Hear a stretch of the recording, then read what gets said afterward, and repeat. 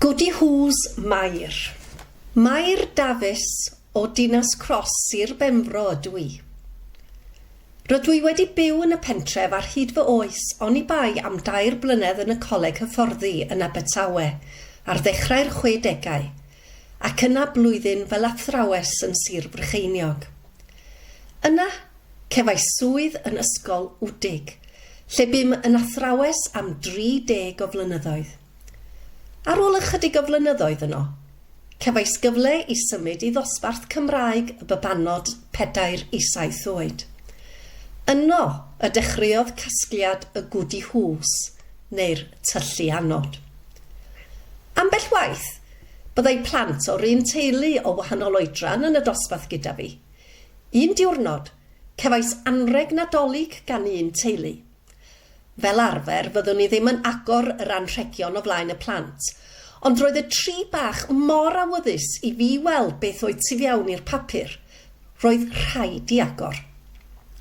Roedd llygaid o dosbarth cyfan yn syllu. Ornament bach, 2 gwdihŵ, 2 fach ac 1 ychydig yn fwy.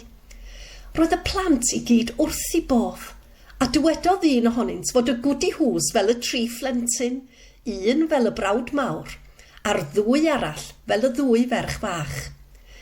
Cafwyd trafodaeth am y gwdihŵs a'i harferion o fod yn cysgu'r dydd ac yn effro'n y nos, a hyn yn arwain at wneud pwnc y tymor nesaf, nos a dydd.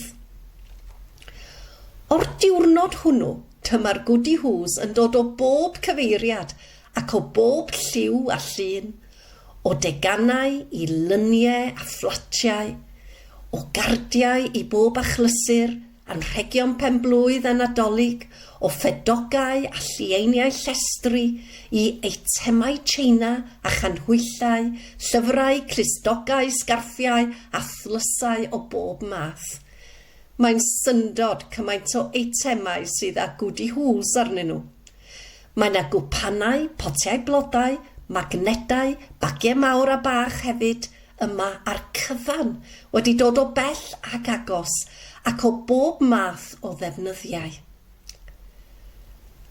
Ar ôl ymddeol, mae'r gŵr a fi wedi bod ar nifer o fordeithiau, ac wedi dod o hyd i gwdihŵs ym mhob man, yn enwedig rhai bach i roi ar ddrws y rhewgell sy'n hawdd i cario a ddim yn cymryd llawer o le.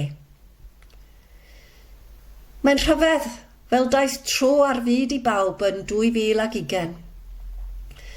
Tan hynny, roedd bywyd pawb yn mynd yn ei flaen o ddydd i ddydd. Doedd aros gartre ddim yn broblem i ni o gwbl.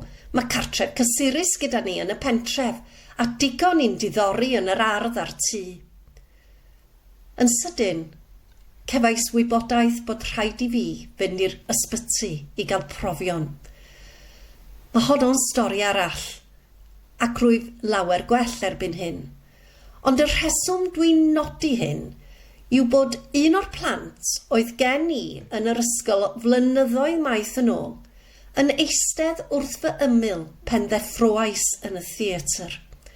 A'r geiriau cyntaf a glywais oedd, Mrs Davies, gwdihŵs?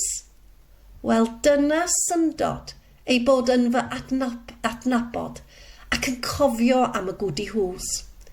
Mae'n rhaid dweud y cefais y gofal gorau posib bob tro bues i yn yr ysbyty.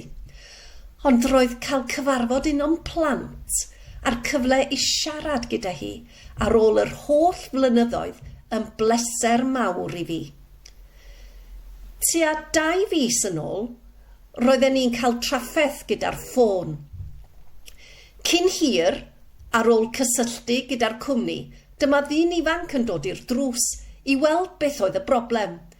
Doeddwn i ddim yn ei adnabod, ond dyma fe'n dweud, wel, Mrs Davies, siwt mae'r gwdihŵs. Un arall o'r plant o'r dosbarth, a minnau heb i weld ers iddo fynd i'r ysgol uwchradd yn Abergwaun. Mae llawer o ffrindiau wedi prynu gwdihŵs i fi ar hyd y blynyddoedd. Nadolig diwethaf, roeddwn wedi cael cwpan, cadw mi gei, 2 fag siopa mawr, 2 lyfr nodiadau, calendar a dyddiadur. Felly, mae'r casgliad yn cynyddu o hyd. Dwi wedi bod ar y teledu yn dangos y Gwdihŵs tua 4 gwaith, ac ambell waith rydw i'n mynd i lanw bwlch i ferched y Wawr os oes galw. Yn aml, mae pobl yn gofyn sawl Gwdihŵs sydd gen i. I ddweud y gwir, sa'n gwybod. Mae'n anodd cyfrif yn gywir. Sawl Gwdihŵ yn unigol neu sawl addurn yn cynnwys mwy nag un Gwdihŵ sydd eisiau cyfri? Rydw i'n gwybod bod ymhell dros 1,000 o bethau Gwdihŵs yma, ac un diwrnod rydw i'n mynd i gyfri un silff ar y tro, mwyn cael amcan cywir o'r cyfanswm.